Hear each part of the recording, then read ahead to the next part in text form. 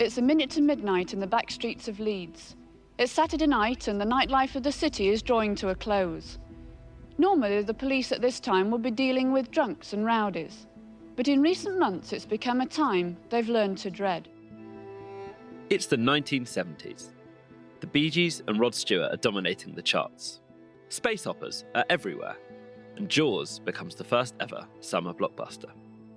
But something else is making headlines too. Between now and dawn, a woman could be killed by a vicious murderer whose reign of terror has dubbed him a second Jack the Ripper. Ripper victim number 1, 28-year-old divorcee Wilma McCann.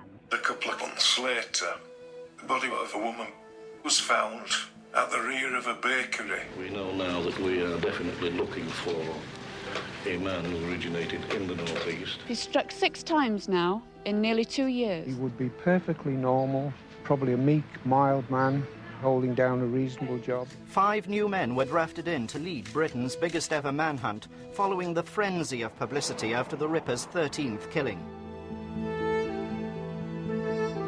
The case of Peter Sutcliff, or the Yorkshire Ripper, as the newspapers nicknamed him, has become infamous. For the attacks themselves, for the length of Sutcliffe's terrifying 5-year reign of terror, and for the many failings in the police response. A sorry saga marred by racism, sexism, and the number of painful missed opportunities. But there's one Ripper story that has never been told before. I suddenly noticed that there was a man sitting diagonally to me on a low front garden wall, and the moment he looked up at me and our eyes met, I had this absolute terror. You're listening to Stories of Our Times, from The Times and The Sunday Times. I'm Josh Glancy. Today, the untold story of the woman who escaped the Yorkshire Ripper.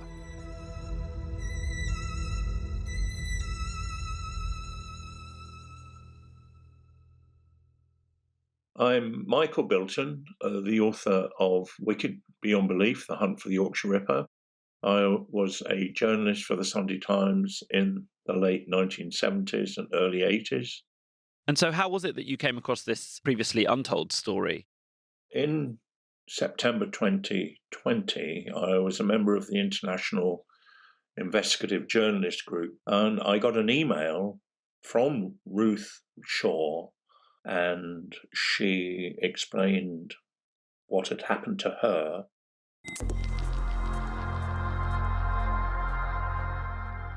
My name's Ruth Shaw. I'm now in my 60s, but nearly 45 years ago, I was a young student at the University of Bradford, and this incident happened to me, this encounter with the Yorkshire Ripper, at the end of my first year during the holidays in 1979. But I had actually been given a very, very strong message by the police that my encounter and my witness testimony had no real significance.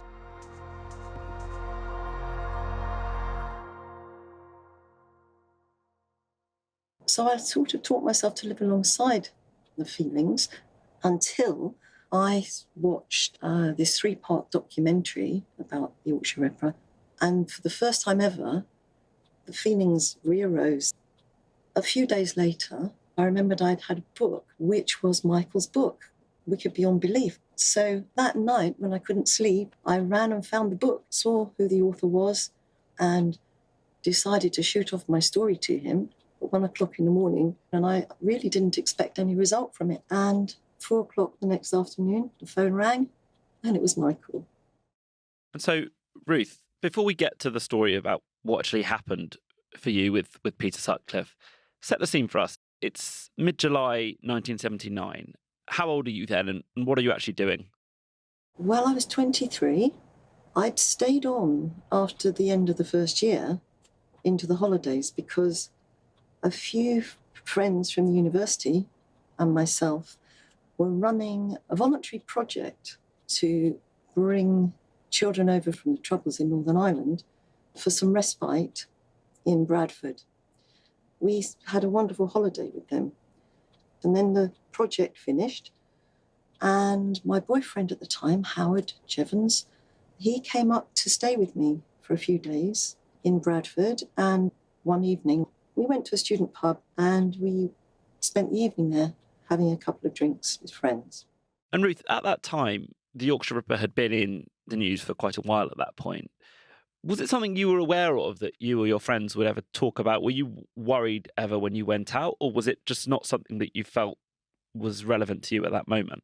It's something we couldn't be unaware of. We were immersed in the news and we were talking about it avidly.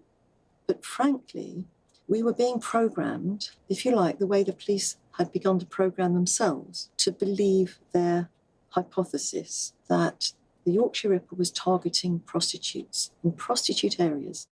He could have a member of his family who has been in prostitution, and he's carried that, as it were, chip on his shoulders all his life. Or it could be that he himself has suffered at the hands of a prostitute, either ridiculed or robbed or something of the sort, and that this is his way of getting back at these girls. So we, as students, we simply didn't worry so much. If we were around the university area, which was about 3 miles from the red light district in Bradford, we were all very relaxed, and I found myself wandering not only past alleyways, but through them. Maybe 1 or 2 in the morning, you know, from friends to friends, and after bars were closing and curry houses and so on, everybody walked back through the alleyways. So you're at the pub that evening in the summer of 1979, and you're with your boyfriend Howard, you're having a quiet drink. What happens next? Being young lovers, we had a lovers' tiff, and I guess around 10:15, we were in quite a tizzy with each other, and we left the pub. It was very, very quiet on the street outside, and we couldn't resolve our differences and basically stormed off on each other.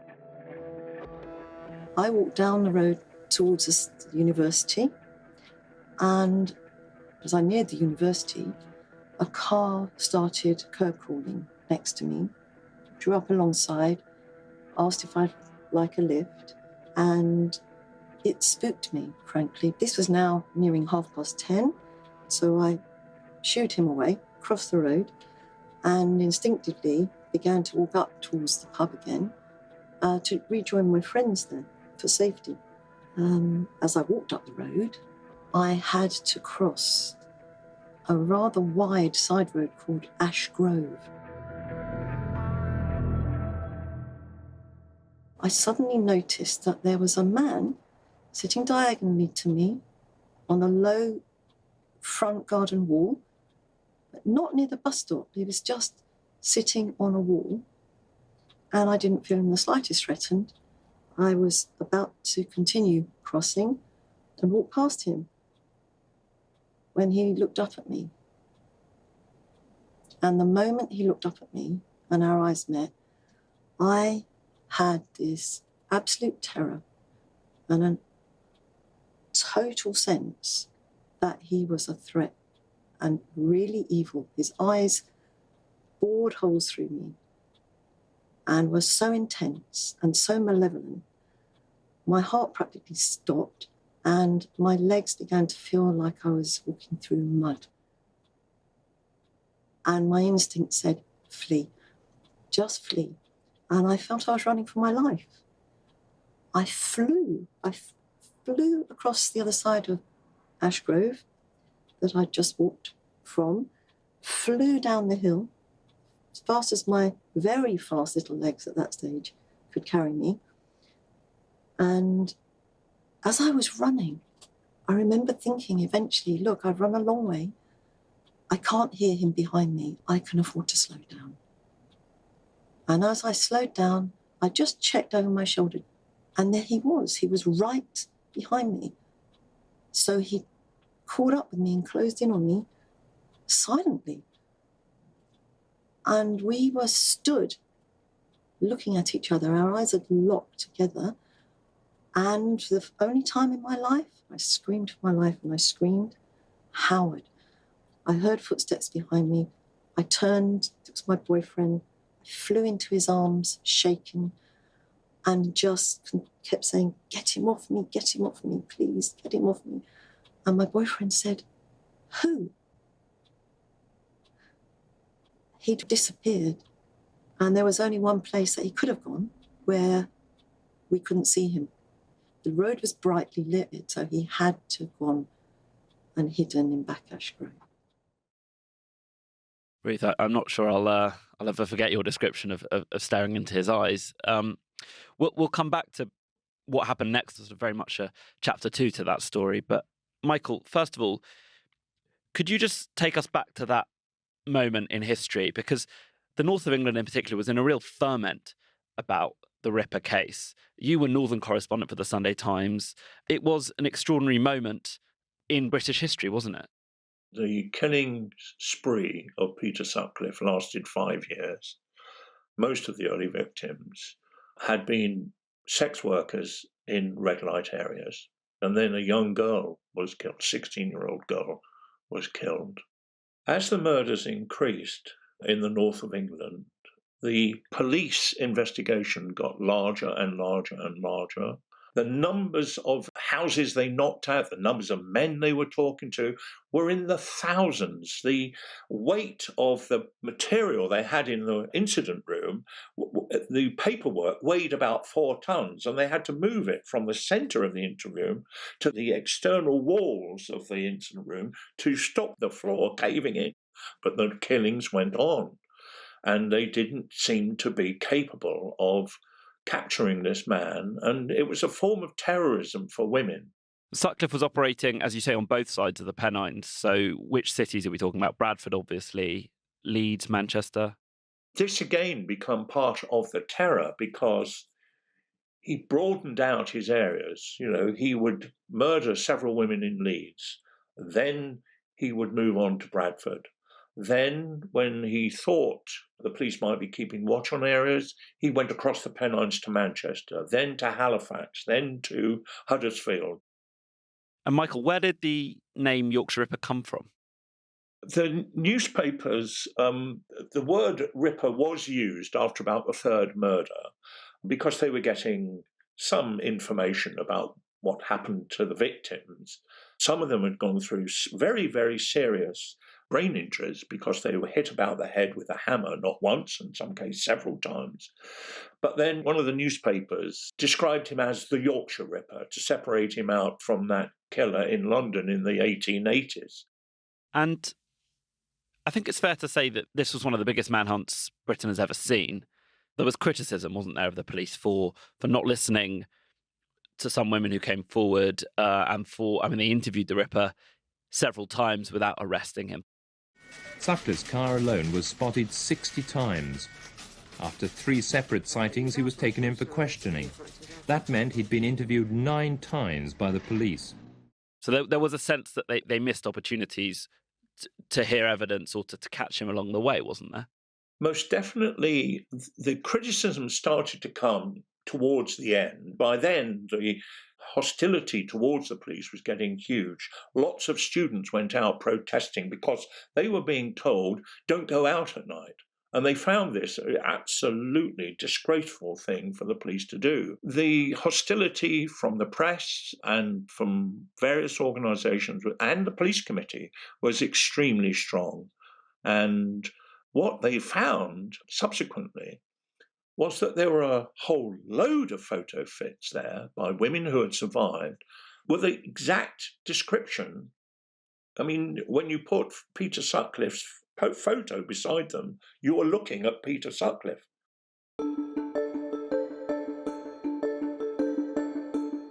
So, Ruth, we now know a lot more about who this man was and the crimes he committed. So let's take you back to that night in Bradford where we left you. And you'd been approached and chased by this man, but thankfully your boyfriend had reappeared, and the man who we firmly believe was Peter Sutcliffe then disappeared. You're standing in the street, you're in a state of distress. What happens next? I was shaken, and we realised where he must have run to, as I've mentioned, because there was no other place.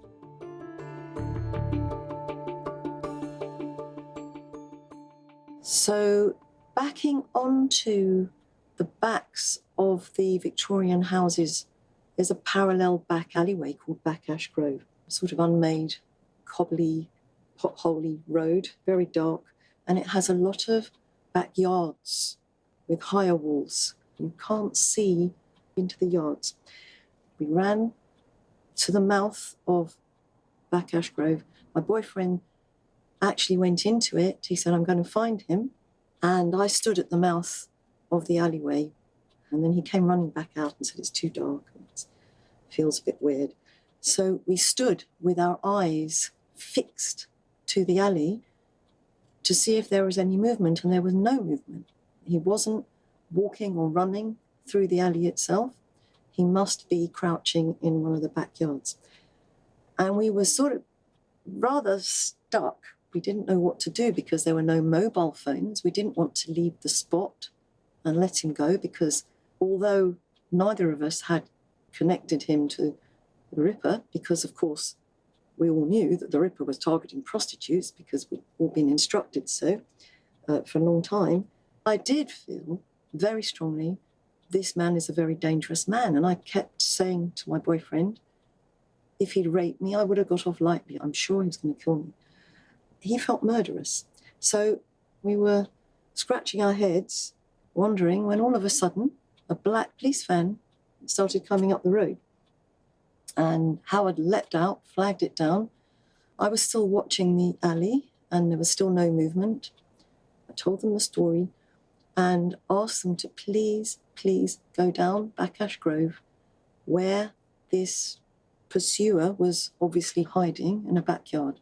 Well, they weren't at all interested. They put their headlights on full beam, raced down the back alley, and if you put your headlights on full beam, the surrounding area becomes even darker.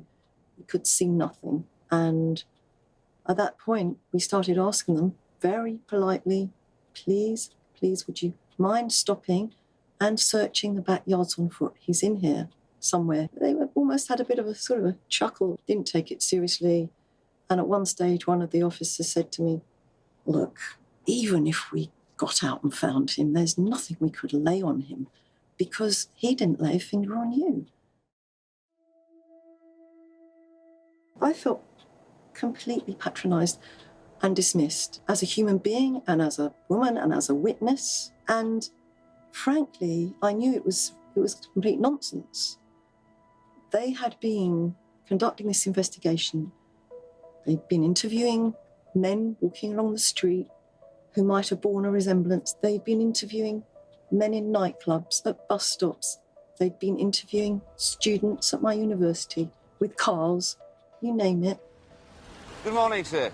It's just a check. Is this your vehicle, please? Can you tell me the registered number of it, please? That's 7. And it's your vehicle, sir. Now, have you got your driving licence with you? So in the context of this investigation, the fact that this man hadn't laid a finger on me because I'd been blessed enough to escape, it didn't appear rational. So I felt very disregarded and I was very, very anxious about what might happen if they let him go.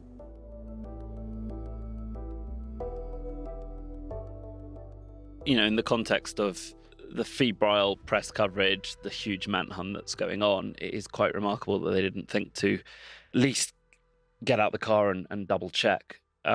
Michael, after this encounter Ruth had, when did Sutcliff next attack? 7 weeks after Ruth went through her experience, a young girl at Bradford University called Barbara Leach had gone out on a Sunday night with some of her fellow students, and they stayed behind when the pub closed and had a few private drinks with the landlord, and then she walked home. She didn't arrive back at the student lodgings, and the next day a massive search was done. Police feared the Ripper had struck again, and he had.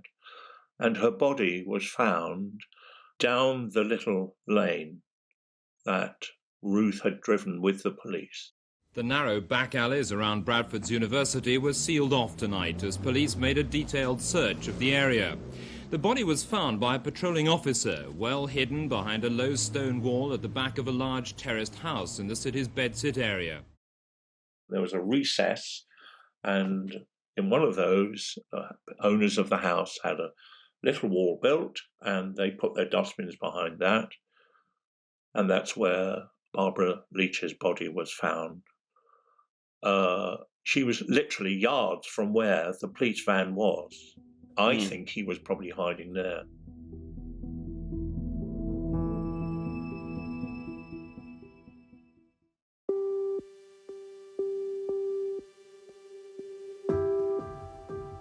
So Barbara Leach is murdered in September 1979, Ruth, and that's just 7 weeks after your encounter. And it's exactly in the spot where you and the police were looking for the man who approached you. So where are you when you hear this news, and how does it affect you? I was temporarily staying back home with my mother in London just for a couple of weeks before being due to return to university. And the newspaper came through the letterbox that morning and bore the news of Barbara Leach's murder. And she'd been dressed in the same kind of gear as I had, a white grandad shirt or something and a pair of jeans. She had dark hair like me. And she'd been murdered, discovered in Bacchash Grove. And I realised, oh my gosh, it might be the Ripper that I escaped. He's gone back. He's gone back to the same location. And at the moment I realised I might have escaped the Yorkshire Ripper and how closely, within a few feet of him being able to grab me, I really felt traumatised, and I ran to our bathroom and found myself retching over the sink. But gradually, during the morning, I began to think, well, you know, it can't have been him, actually, because the police haven't contacted me. They'll know about what happened that night. If they think there's a connection, they'll ring me. They didn't ring. Instead, a friend of mine, he knew what had happened and continuously rang me, imploring me to ring Bradford Police Station. And I was saying, it's not necessary. They'll ring me if they need to speak to me. However, almost to keep him quiet, by the end of the evening, I rang up to Bradford and I was told there was no report of my encounter whatsoever. But they did say, we'd like you and your boyfriend to come up tomorrow and we'd like to take statements from you. So back we went to Bradford in a rush. We were with the police in the incident room for 2 whole days. There were 2 detectives talking to me. The more senior, he kept saying, from the detailed statements they'd taken from me, we think it's him, we think it's him. And he was passionate about that hypothesis. So when they let us go, the end of 2 days, I fully assumed that they'd be in touch with me and never heard another thing. So therein lay the messages. For the first time, my encounter with the beat constables and the second time with the detective team, this isn't so big a deal. It's not important to us.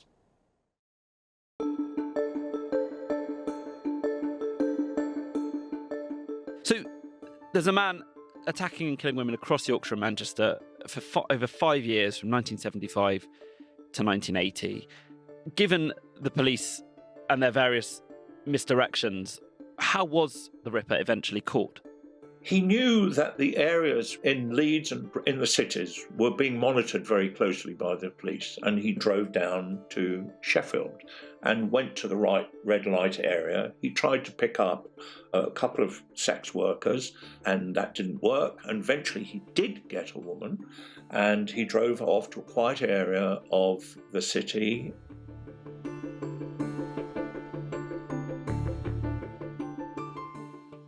Now, a couple of policemen were patrolling that area. There was a very experienced police sergeant trying to tutor a young trainee police officer. And they went up and knocked on the window and asked the man, you know, who's this? And he said, well, she's my girlfriend. And said, well, what's her name? And he stopped and said, well, I'm not sure. I've only known her a little while. And with that, they realised that he had got a sex worker in the car and that she was committing a criminal offence. Well, at that point, the guy suddenly said that he wanted to go to the loo. So they turned their backs and let him go off and have a pee.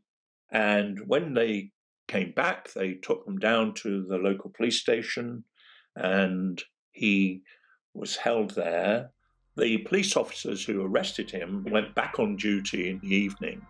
And the police sergeant, it suddenly occurred to him that when he went to the loo, that he may have actually done something devastating. And he drove up there with another officer, and with a torch, they searched around the area, and behind a low wall, they found a hammer and then a knife. And then they knew that they had actually caught the Yorkshire Ripper.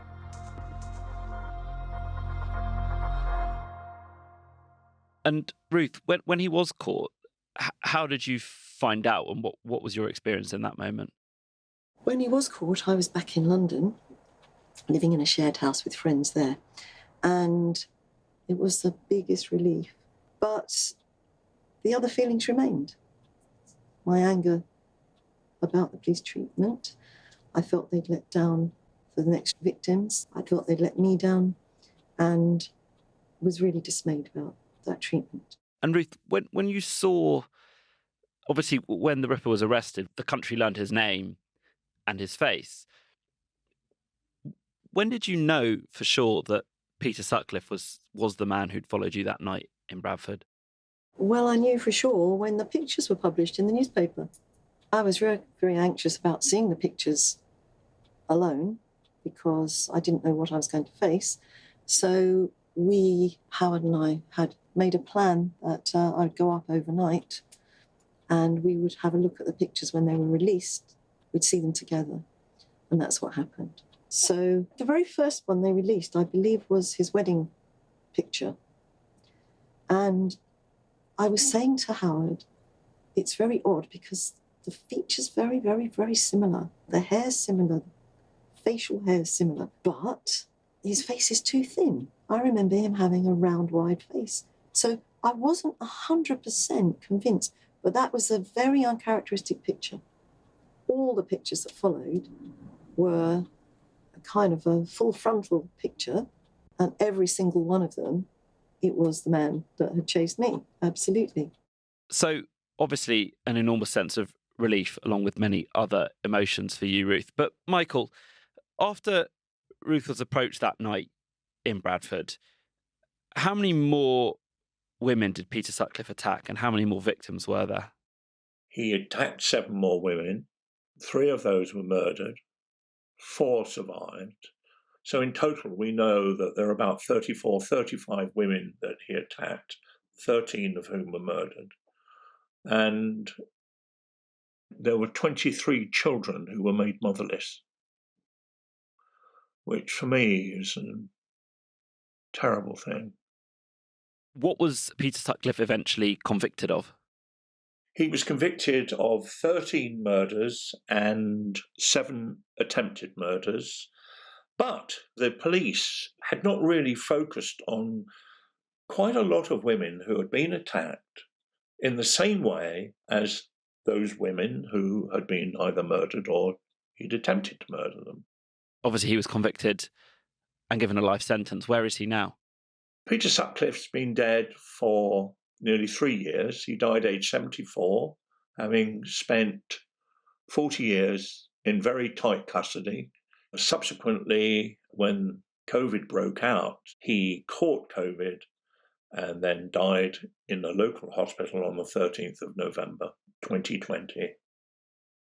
Ruth, when you hear about all the many women who were affected, a number of whom after your encounter, how does that make you feel? I feel dismayed that that could have been prevented. They failed to bring Sutcliffe in many, many, many times. But I would hope that the publicity around this now might encourage women who've had similar experiences to come forward now and seek the help and reveal their testimonies. So I think it's terribly important. We're still dealing with this issue, aren't we, Ruth, of women feeling like they don't have the confidence to come forward, feeling like they won't be listened to, and in some cases, not being listened to? Oh, very, very much so. I think some of the main lessons for me that I'd love to be learnt by the police, first of all, the dangers of developing fixed ideas and then closing one's mind to all the available evidence. Another is that there really needs to be a serious review within the force about the current and previous cultural attitudes and practice as regards women, because women's voices really don't appear to have been taken as seriously as they should be and need to be. And maybe that would prevent some further tragedies in the future.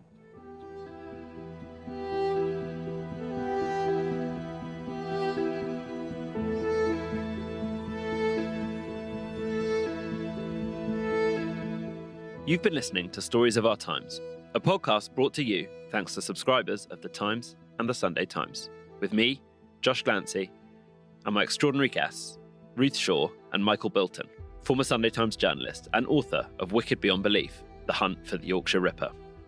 That book has been adapted into a 7-part TV series for ITV, which is out now on Mondays at 9 o'clock. The producer for this podcast was Olivia Case. The executive producer is Kate Ford, and sound design was by the peerless David Crackles. If you have a story you think we should be covering, send us an email to storiesofourtimes@thetimes.co.uk. Thanks for listening, and see you again soon.